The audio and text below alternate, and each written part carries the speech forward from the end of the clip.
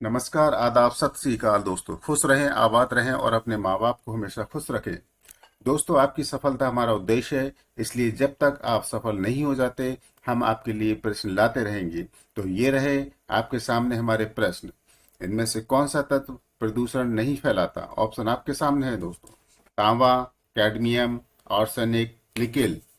Answer दे सकते हैं तो दीजिए दोस्तों। आपकी तैयारी का इससे पता लग जाता है, जायजा लग जाता है कि हाँ, आपकी तैयारी कितनी अच्छी चल रही है। चलिए हम बता देते हैं इसका आंसर। इसका सही आंसर है ऑप्शन ए, तांबा।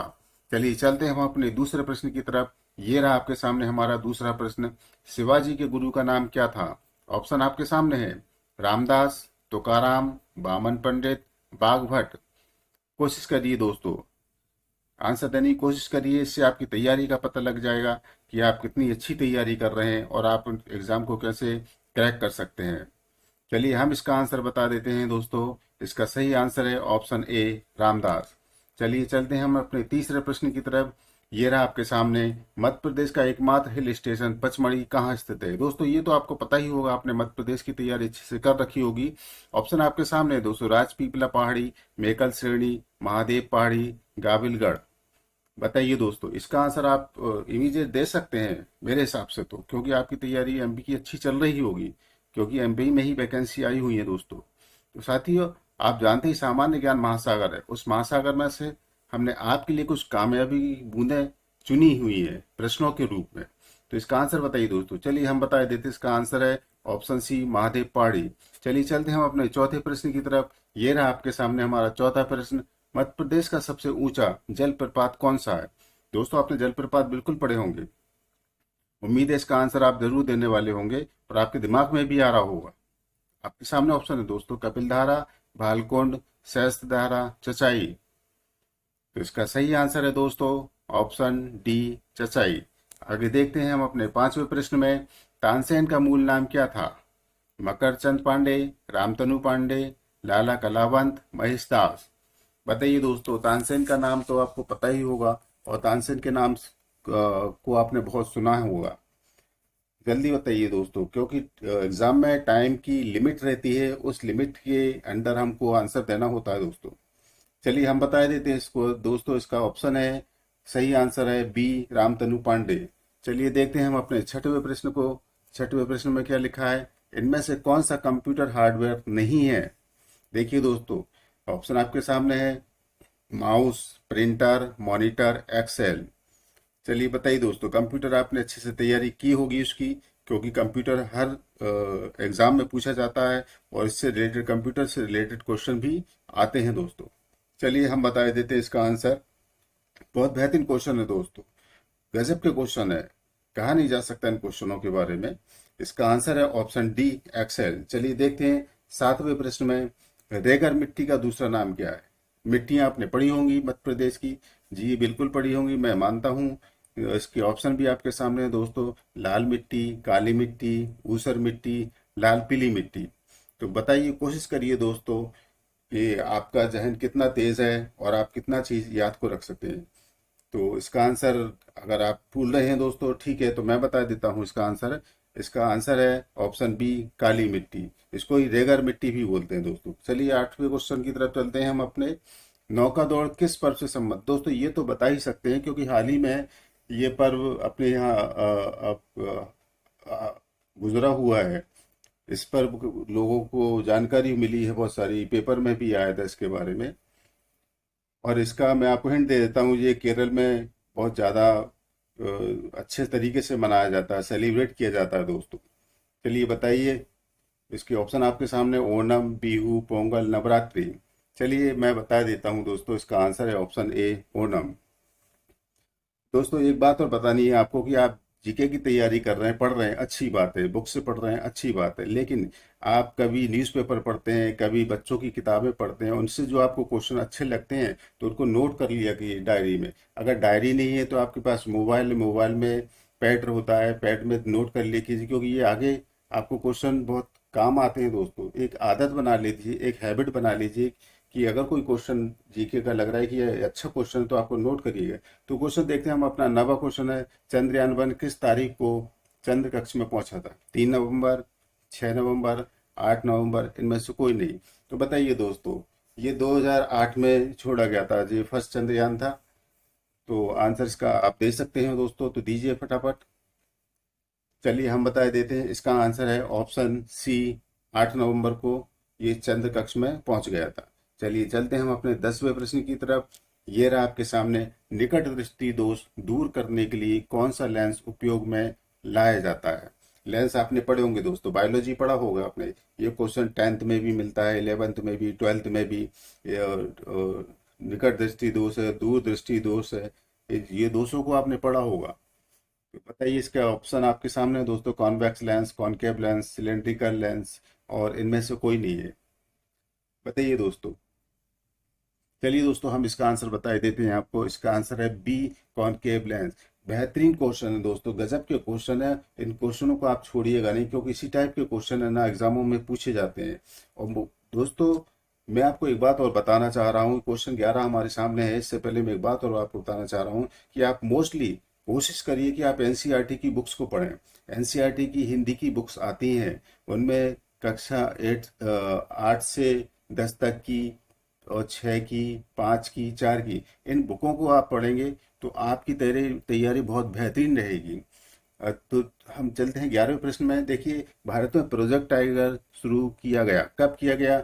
ऑप्शन आपके सामने, 1970, 1981, 1973, 1986। बताइए दोस्तों। प्रोजेक्ट टाइगर आपको पता ही होंगे, हमारे यहाँ एमपी में कितने प्रोजेक्ट टाइगर चल रहे हैं, शायद आई थिंक 6 प्रोजेक्ट टाइगर हैं। और शुरुआत कब से हुई थी, इसमें ये पूछा गया है दोस्तों। तो इसका आंसर बता सकते हैं तो ठीक है, नहीं तो चलिए हम बता ही देते हैं आपको। इसका आंसर है ऑप्शन सी, 1973 में प्रोजेक्ट टाइगर की शुरुआत की गई थी। चलिए दोस्तों, 12वें प्रश्न की तरफ अब हम देखते हैं। राज्यसभा की सदस्यता के लिए न्यूनतम उम्र सीमा होती है, कितनी होती है। 25 वर्ष, 30 वर्ष, 35 वर्ष, 40 वर्ष। तो दोस्तों, एनसीईआरटी की बुक्स के बारे में आपको बता रहा था, जब तक इसका आंसर सोचिएगा आप। तो एनसीआर अगर गाइडों से और मार्केट की बुक से ही अगर क्वेश्चन पूरे आ जाते हैं और सभी लोग कर आते हैं, तो सभी लोगों को नौकरी लग जाती है। मोस्टली आप कुछ क्वेश्चन ही उनमें दिए होते हैं ताकि लोग ये समझते हैं कि इसमें से ही ज्यादा था। नो दोस्तों, मैंने ऑब्जर्व किया है, मैंने पढ़ा है, मैं पढ़ाता भी हूँ लोगों को, और मैंने खुद से तैयारियां भी की है। मैंने ये ऑब्जर्व किया है, मैं बच्चों को ट्यूशन पढ़ाता हूँ कि जो क्वेश्चन मिलते हैं मुझे एग्जाम में, वो एनसीईआरटी की बुक्स में मुझे मिलते हैं। तो मैं आपको यही सजेस्ट करूंगा कि आप एनसीईआरटी की बुक्सों को, हिंदी मीडियम वाली, अगर हिंदी मीडियम से हैं तो उनको, या इंग्लिश मीडियम वाले हैं तो इंग्लिश मीडियम को वाले उससे पढ़ें, तो आपको बहुत बेनिफिट होगा। तो चलिए दोस्तों, इसका आंसर अगर आपको समझ नहीं आ रहा है या सोच नहीं पा रहे हैं, तो इसका आंसर हम बता ही देते हैं। राज्यसभा की सदस्यता के लिए न्यूनतम उम्र सीमा होती है 20 वर्ष।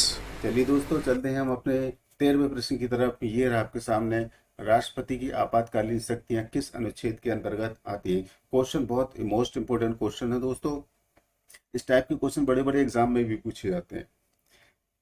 नॉलेजेबल क्वेश्चन पूछे जाते हैं दोस्तों, आलतू फालतू क्वेश्चन नहीं पूछे जाते हैं किसी भी एग्जाम में। इतने नॉलेजेबल क्वेश्चन पूछे जाते हैं ताकि कैंडिडेट को कितनी नॉलेज है, कितना अच्छा पढ़ा हुआ है उसने। ऐसे ही क्वेश्चन जो हमारे ऊपर सीनियर्स होते हैं, जो क्वेश्चन बनाते हैं, वो चीज़ें उसमें डालते हैं। तो देखिए दोस्तों, ऑप्शन आपके सामने है। ऑप्शन मैं पढ़ के नहीं बताऊंगा क्योंकि ज़्यादा वक्त लग जाएगा और वीडियो लंबी भी हो जाएगी। तो इसका मैं आपको आंसर बता देता हूँ दोस्तों। इसका ऑप्शन ए है, 352 से 360 अनुच्छेद के अंतर्गत राष्ट्रपति की आपातकालीन शक्तियां उसमें दी गई है। चलिए चलते हैं हम अपने 14वें प्रश्न की तरफ। ये रहा आपके सामने 14वां प्रश्न। इनमें से किसे जीवाश्म गृह भी कहा जाता है। जीवाश्म गृह पढ़ा है कि आपने दोस्तों, नहीं पढ़ा होगा क्योंकि ये क्वेश्चन अलग हट के आया। इसमें ऑप्शन आपके सामने है, मंगल को, चंद्रमा को, बृहस्पति को, या शनि को। तो बता सकते हैं तो बताइए दोस्तों। मंगल का आपको नाम दूसरा पता ही होगा, क्या बोलते हैं। चंद्रमा का भी, बृहस्पति में क्या होता है ये आपको पता ही है। शनि भी इसमें सर्पिल रहते हैं। तो चलिए हम बता देते हैं इसका दोस्तों। इसका जो सही आंसर है चंद्रमा। चंद्रमा को हम जीवाश्म गृह भी कहते हैं। चलिए चलते हैं हम अपने 15वें प्रश्न की तरफ। ये रहा आपके सामने, विश्व में कितने महासागर हैं। दोस्तों, एक बात और बतानी चाहिए, ऑप्शन आपके सामने, जब तक आप सोचिए, मुझे आपसे एक बात और बोलनी है दोस्तों। आपके टारगेट की पूर्ति के लिए हम भरसक प्रयास कर रहे हैं। बस आपसे प्रार्थना ये है कि आप इन प्रश्नों को पूरा देखें, वीडियो को आखिरी तक देखें, स्किप ना करें, क्योंकि क्वेश्चन बहुत मोस्ट इंपोर्टेंट क्वेश्चन आपको दिए जाते हैं दोस्तों, और बहुत मेहनत से दिए जाते हैं ताकि आप एग्जाम को क्रैक कर लें, आप कामयाब हो जाएं। अगर आप कामयाब हो जाएंगे तो दोस्तों, हमारी मेहनत सफल हो जाएगी। तो ऑप्शन आपके सामने दोस्तों 4, 7, 5, 3। तो विश्व में कितने महासागर हैं दोस्तों? ऑप्शन इसका आप बता सकते हैं तो ठीक है, नहीं तो हम बता ही देते हैं। ऑप्शन है सी, 5। 5 महासागर हैं दोस्तों, जैसे हिंद महासागर है, प्रशांत महासागर है, अंटार्कटिक महासागर है, और भी 2 हैं दोस्तों। चलिए चलते हैं हम अपने 16वें प्रश्न की तरफ। ये रहा आपके सामने हमारा 16वां प्रश्न। मालवा के पठार से कौन सी नदी निकलती है? दोस्तों आपने पढ़ी होंगी नदियां, भारत की नदी गंगा, चंबल, कूनो, नर्मदा, ये सारी मैं आपको बता देता हूँ एमपी की नदियां हैं। फिर भी आप गैस करिए कि मालवा के पठार से कौन सी नदी निकलती है।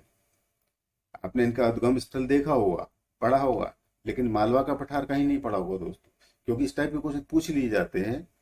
क्योंकि सभी अगर इजी क्वेश्चन रखेंगे तो सभी लोग पास हो जाएंगे, अच्छे नंबर लेकर आएंगे, तो फिर मेरिट कैसे बनेगी? इसलिए कुछ क्वेश्चन वो ऐसे रखते हैं ताकि उससे मेरिट निकल कर आ जाए। तो इसका आंसर जो आप को समझ नहीं आ रहा तो मैं आपको बता ही देता हूँ। इसका आंसर है ऑप्शन बी, चंबल मालवा के पठार से निकलती है। चलिए हम चलते हैं 17वें प्रश्न की तरफ। किस प्रकार के कोयले में कार्बन की मात्रा अधिक होती है? ऑप्शन आपके सामने दोस्तों, पीट कोयला है, लिग्नाइट कोयला है, एंथ्रासाइट कोयला है, और बिटुमिनस कोयला है। तो इसका आंसर मैं बता देता हूँ आपको। इसका आंसर है एंथ्रासाइट कोयला। इसमें कार्बन की मात्रा 85% से ज्यादा रहती है दोस्तों। चलिए चलते हैं हम अपने 18वें प्रश्न की तरफ। ये रहा आपके सामने, मारो फिरंगी को का नारा किसने दिया? ये नारा आपने सुना दोस्तों? आपने पिक्चर देखी है किसी की, उसमें ये नारा दिया गया है। ध्यान आ रहा है आपको कुछ? चलो ऑप्शन देखिए पहले। मंगल पांडे है, सुभाष चंद्र बोस है, भगत सिंह है, राम प्रसाद बिस्मिल। आपको ये तो पता होगा कि इन तीनों पे, मंगल पांडे, सुभाष चंद्र बोस, भगत सिंह पे फिल्म बन चुकी है। जैसे मैंने बताया, राम प्रसाद बिस्मिल पे फिल्म शायद नहीं बनी है। तो आप इन तीनों में से पहले गेस करिए कि इनमें कौन हो सकता है। तो फिरंगी के टाइम पर, जब फिरंगी लैंग्वेज जो बोली जाती है, मंगल पांडे के टाइम पर भी बोली, तो इसका आंसर जो दोस्तों वो सही है, मंगल पांडे। चलिए देखते हैं 19वें प्रश्न में हम, गीतांजलि किसकी कृति है? दैट मीन्स गीतांजलि किसने लिखी है? ऑप्शन आपके सामने, अरविंद घोष, प्रेमचंद, दादा भाई नौरोजी, रविन्द्रनाथ ठाकुर। तो बताइए दोस्तों। और एक हिंट में आपको दिए दे देता हूँ कि गीतांजलि के लिए नोबेल पुरस्कार भी इनको मिल चुका था, और जो 1913 में इनको मिला था नोबेल पुरस्कार। तो बताइए दोस्तों। चलिए हम आपको आंसर दे देते हैं। हिंट तो हमने आपको दी है। इसका आंसर है दोस्तों ऑप्शन डी, रविन्द्रनाथ ठाकुर। चलिए अब देखते हैं हम अपने 20वें और आखिरी प्रश्न की तरफ। ये रहा आपके सामने, महात्मा गांधी को राष्ट्रपिता की उपाधि किसने दी थी? दोस्तों ये आपने ये तो राष्ट्र सुना ही है कि महात्मा गांधी को राष्ट्रपिता कहा जाता है, लेकिन उपाधि किसने दी थी ये बहुत ही कम लोग जानते हैं। चलिए ऑप्शन आपके सामने है दोस्तों, रविन्द्रनाथ टैगोर, सुभाष चंद्र बोस, महाराजा खेदड़ी, वल्लभ भाई पटेल। सोचिए, दिमाग दिमाग लगाइए दोस्तों। ये मान लीजिए कि आप एग्जामिनेशन हॉल में बैठे हुए हैं और ये क्वेश्चन आपके सामने है, और सेकंडों का हिसाब चलता है दोस्तों। सेकंडों में आपको ये क्वेश्चन सोल्व करने पड़ते हैं, क्योंकि एक ही सब्जेक्ट नहीं होता, बहुत से रहते हैं। ये तो जीके के, हिंदी के भी क्वेश्चन है, कंप्यूटर के भी प्रॉपर क्वेश्चन आते हैं, मैथ की है, रीजनिंग भी आती है। तो सब में हमको दिमाग लगाना पड़ता है। तो दोस्तों ये इसका आंसर मैं आपको बता देता हूँ। इसका आंसर है सही, रविन्द्रनाथ टैगोर। उन्होंने ही महात्मा गांधी को राष्ट्रपिता की उपाधि दी थी। नो नो नो, सॉरी, मैं थोड़ा सा कंफ्यूज हो गया। सुभाष चंद्र बोस इसका आंसर सही है, बी ऑप्शन इसका सही है। उन्होंने इसको राष्ट्रपिता की उपाधि महात्मा गांधी को दी थी। रविन्द्रनाथ टैगोर ने महात्मा की उपाधि दी थी, सॉरी। ओके दोस्तों। तो दोस्तों ये क्वेश्चन थे, मुझसे कुछ गलतियां हो गई, इसलिए मुझे माफ करिएगा। जल्दी जल्दी में मैं आंसर सही नहीं दे पाया।